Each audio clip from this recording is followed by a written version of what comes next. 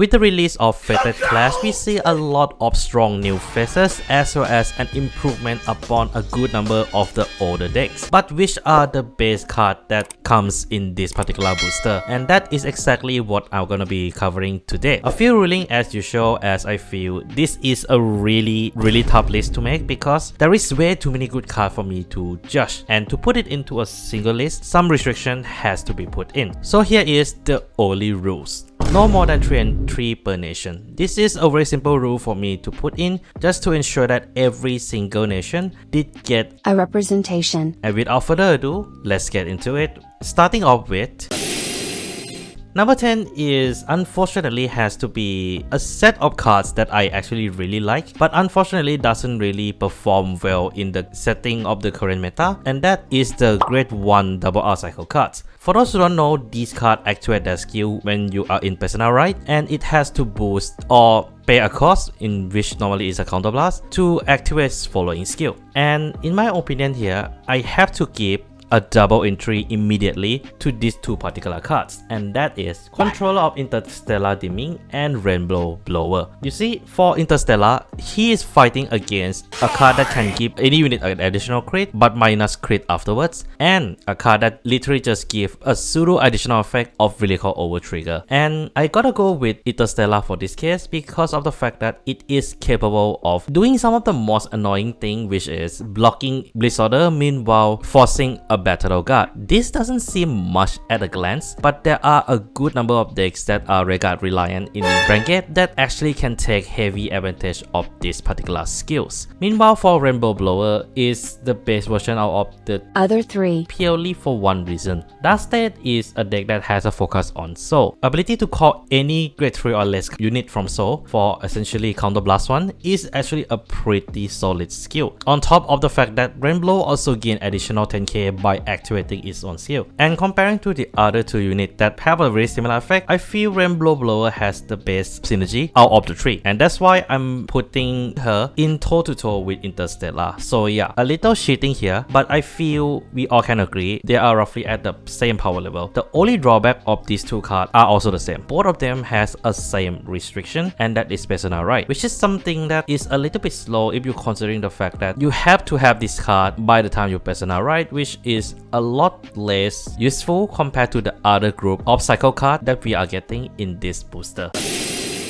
Let's move on to number 9 a bit, and this is a little bit of a shout out to the lower rarity, and I feel everyone can agree that this is a really powerful Blitz Order. Effervescent Shadow Dream Blade. I have covered this particular card before in last career video, and I still think the point that I made there are still the same. The fact that it is generic and is capable of allowing you to use more than one Blitz Order is a really huge deal, especially with Stoicheia really focused on the order aspect of the deck. And I feel one of the best thing about this card is the fact that as it allows another Blitz Order to be used immediately, means that you can chain into Elementary within the same turn. I mean, this card in my opinion really makes last career actually playable. The only unfortunate part about this is that Blitz Order is still not a very good defensive mechanic to be occupying your precious deck space.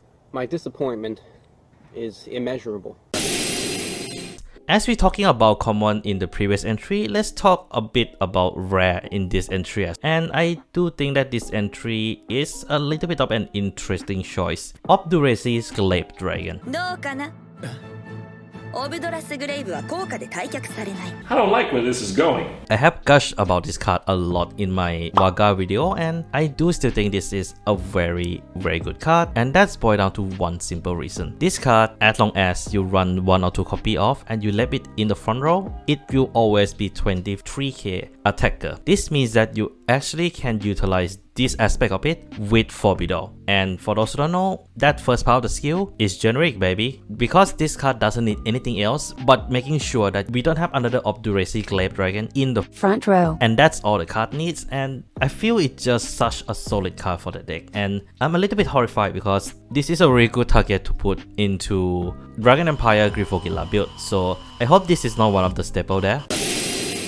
Moving on to number 7, and let's have some love for Quickstar deck, shall we? I know I did shit about the product itself in the past, and I think a lot of people still do right now. But I feel this particular card really changed my perspective on the deck that is supporting, and that is Conspiracizing Hunter Sevran. This is a Christopher support, aka the Stoichia Quickstar deck boss, and I feel this is such a perfect card for the deck, as Christopher was shit upon a lot when the card was reviewed, and I'll have to say, myself included here, but I did say at the same time, the deck has a really strong potential, and Sevran is a proof of that. The card has ability to gain additional 10k on its own if called by ability of Christopher, but you don't really need to care about that, as he also has an additional ability to be able to restand himself if you Soul Blast Christopher for his additional 5k attack skill. And I feel that's all you need to think about this particular skill. This is such a powerful skill to give to a deck that is capable of recycle their resource very quickly. The only drawback I have to say about this card is the fact that you have to target Christopher to get a full use of this particular card skill, and sometimes you might not want to do that, and that's a little bit of an unfortunate thing about this card.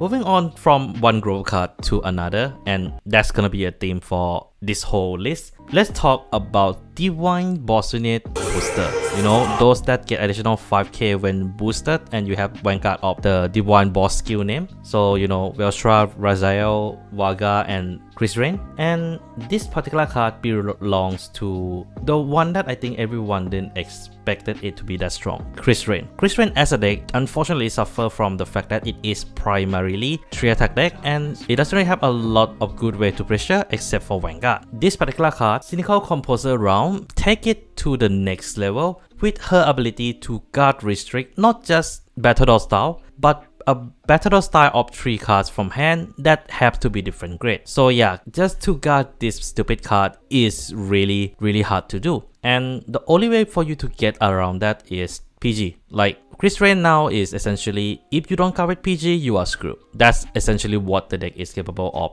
right now. And in my opinion, that is also the reason why Chris Rain is currently relevant, aside from the fact that she is one of the main chaos avatar. The only drawback about this particular card is that it is very energy cost heavy, so if you're trying to run some of the stronger energy blast related support in Chris Rain, this card kind of hold you back from doing that completely, especially if you're considering Anes, which does also need energy.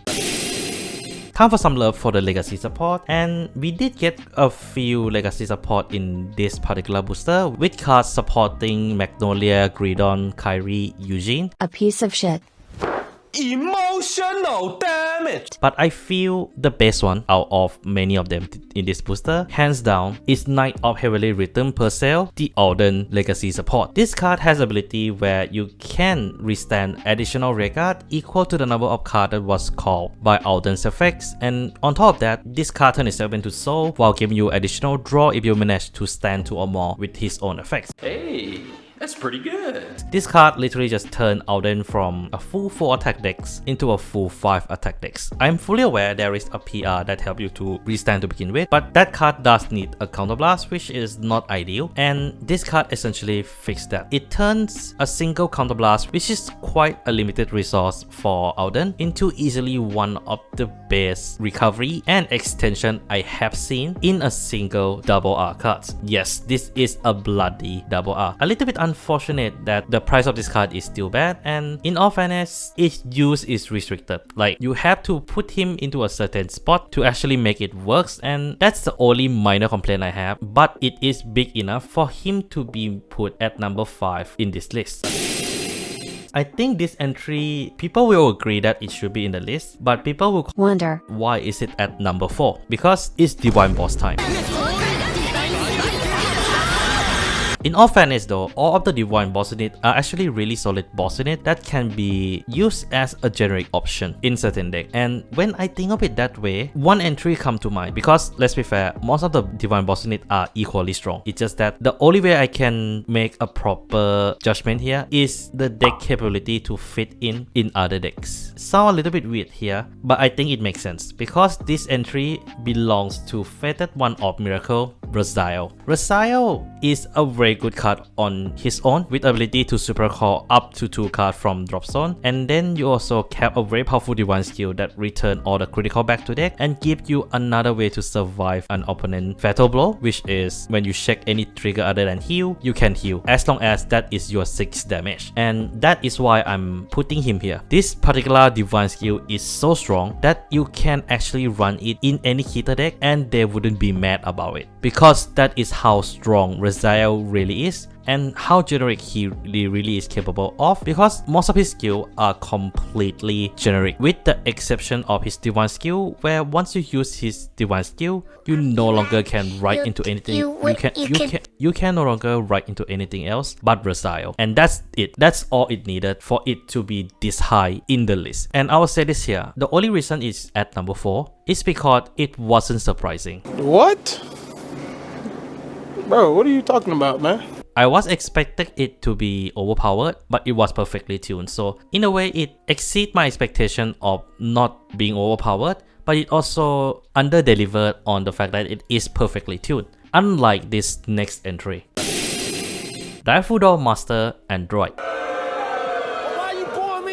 Some people might be booing me right now because of the fact that I have Dark State bias here, but hear me out. Daifudors are a really fantastic archetype that actually has a lot of thought put in. Every single action that you do in this deck will lead you into another beneficial thing for the deck in a much later turn, aka the binding and the guarding. And I feel this alone really make it to number 3 for me, because initially when everyone saw that, oh, we are getting a new right line, everyone was skeptical, but Andro was able to break the stereotype quite quickly and make this easily one of the cheapest meta deck you can actually play. But in my honest opinion, you shouldn't play this in the official tournament. The reason behind I'm saying that statement is because of the fact that in official tournament, you usually have roughly 25 to 30 minutes of playtime before you are being double disqualified. Andro is so defensive that you have no choice but to rush if possible. So because of that, it has to be at number 3. Not that it is a bad boss unit, it's a fantastic boss unit, but it definitely got held back by how the real life works. Okay, so we at top 2 now, and I think people might be wondering where are this particular group of cards, and it is here. The triple R cycle card from this booster is in number 2. But who is it? Is it Dark State 1? Let's forget that I said that. Is it Stoicheia that can return any grade 2 or less from drop zone to hand? That is not Sentinel. Is it Dragon Empire which can call any grade 1 back from your drop zone to the field? Or is it Biscotti that is capable of superior calling during anything but battle phase, but can leave a single card on top of your deck during the battle phase? The answer to that is none of the names that I bring it up, because number 2 of this particular list is Dazzle Bubble Paradise Prisia. What? The really cool triple R cycle cards. A lot of people might say, what the fuck? But I have to bring the same logic as Rainbow Blower here. The fact that you can actually reuse your rare card in the best way possible is the reason why Prisia is in this particular list. And in all fairness, Really Cool deck did have a lot more entry in their nation under their nation, and this card is able to support a lot of those. Meanwhile, I do have to say the runner-up is definitely Biscotti from the Kita, because the utility that you can use from this card is still good nonetheless. But this is my list, and I feel Prisia does bring a lot more value to a lot of decks in Really Cool, especially those decks that are not capable of bouncing their rare cards. So what is better than a triple cycle card, which are easily the most expensive set of cards in the booster? Well, this particular card belongs to a divine skill deck that is capable of doing an overlord. Number 1 belongs to Drag Rater Shura. Shura, in my honest opinion, is one of the main reasons why Vanguard is currently a meta deck right now, based on a few of the results we have seen so far. And that is because of the fact that she is capable of recycle a lot of cards, with her ability to essentially give a unit that is able to self-retire or will be retired by Vanguard effects to be returned to hand after the skill has resolved. And that is a really huge deal, considering a lot of on-retire card effects that you're gonna be running in Vanguard, like Boulder Axe Dragon, Ethan, Impale Horn Dragon, Midheart. That's just some of a few cards that you will definitely be running in Vanguard that have a strong use cases, and Shura allow you to recycle that particular strong skill back to hand to be used in the next turn or be used as a defensive measure, and that alone would have made it number 1 already. But the fact that she is also capable of respawning herself when retired by Vanguard effects really solidify her as the best card in my opinion in DZBT01. But that's my thought about it. What are your 10 best cards from this particular booster? Do leave down in the comments below. And yeah, that's all I have for today. Take care of yourself, and this is Mac Megane signing out.